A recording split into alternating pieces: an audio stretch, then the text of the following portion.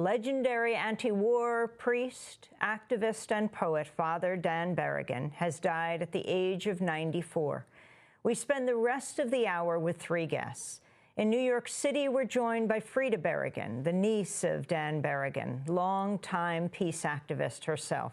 She writes a regular column for Waging Nonviolence. Also in New York, Father John Deere, a Catholic priest and longtime peace activist, one of Dan Berrigan's closest friends, worked with him for 35 years. He's Father Dan's literary executor and the editor of 5 books of his writings.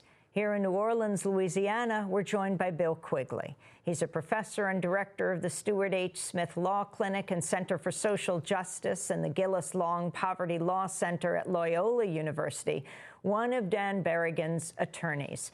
Dan taught here at Loyola in New Orleans for a time. We welcome you all to Democracy Now! I want to begin with Frida. Your uncle passed this weekend. You saw him the day before he died. Our condolences to you and your whole family. Can you share your thoughts with us today, Frida? Well, Amy, the first thing I want to say is thank you.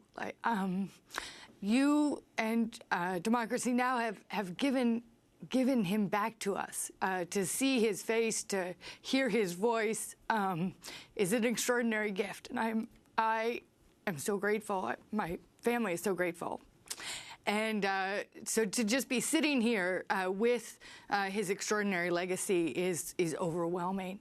So thank you. I saw Dan on Friday, went to Murray Weigel in the Bronx, where he has been for a number of years. He was very weak. He was very frail. I sat with him for about 2 hours, and not knowing what else to do, I read to him from his autobiography, which was kind of hilarious because he is so profound. His words are so profound. His vocabulary is beyond. And so I faltered often reading to him. But we read about healing. We read about some of his favorite people. We read about his experiences as a young Jesuit.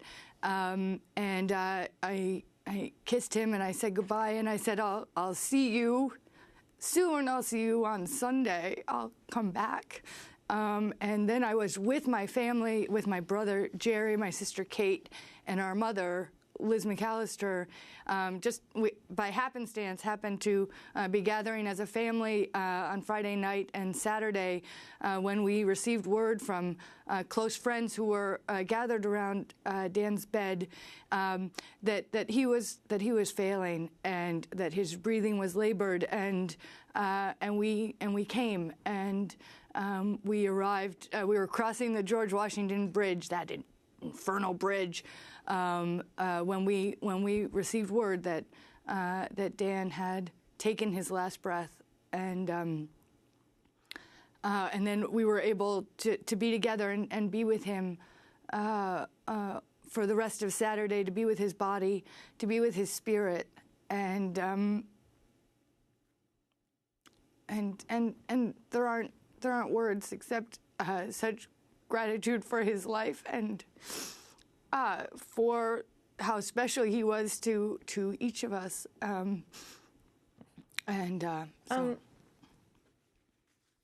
I remember seeing you, Frida, many years ago, covering you being arrested at the Los Alamos nuclear lab, as well as Martin Sheen, who we heard from earlier in this broadcast. And as Martin Sheen crossed the line at the lab, about to get arrested, protesting nuclear weapons, he said, "I work for GE to make a living." General Electric owned NBC. He said, "I work for GE to make a living. I do this to stay alive." And then you walked across the line and you put up your arm, you were holding flowers. The influence of your uncle, Father Dan, not to mention your own father, Phil Berrigan, on your own life and your own activism? Well, I think they and my mother and the extraordinary community, the peace community, the Catholic worker community, gave me a sense that anything is possible, and that if we act in conscience, if we act together, if we are moved, we can accomplish extraordinary things and speak with power and conviction against the powers that be, and that half of it is about showing up, just being in the streets, being with one another, it's about showing up. And Dan Berrigan showed up. He was there. All of the pictures that you're showing, so many of them are in the streets.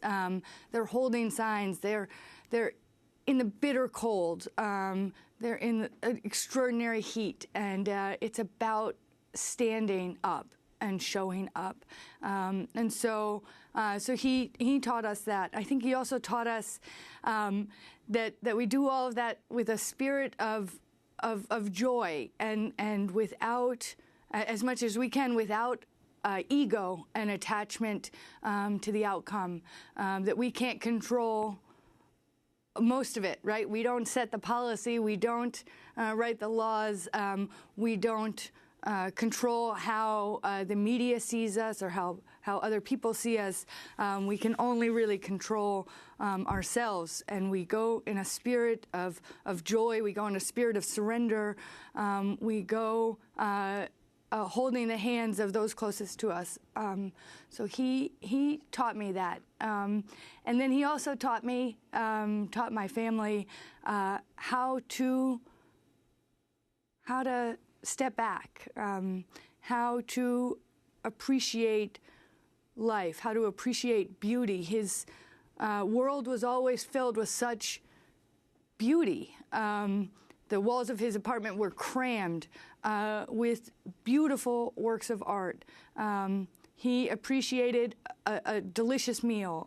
He loved a drink, and the kind of late night joking and telling stories that can happen after somebody's had a drink or two or three.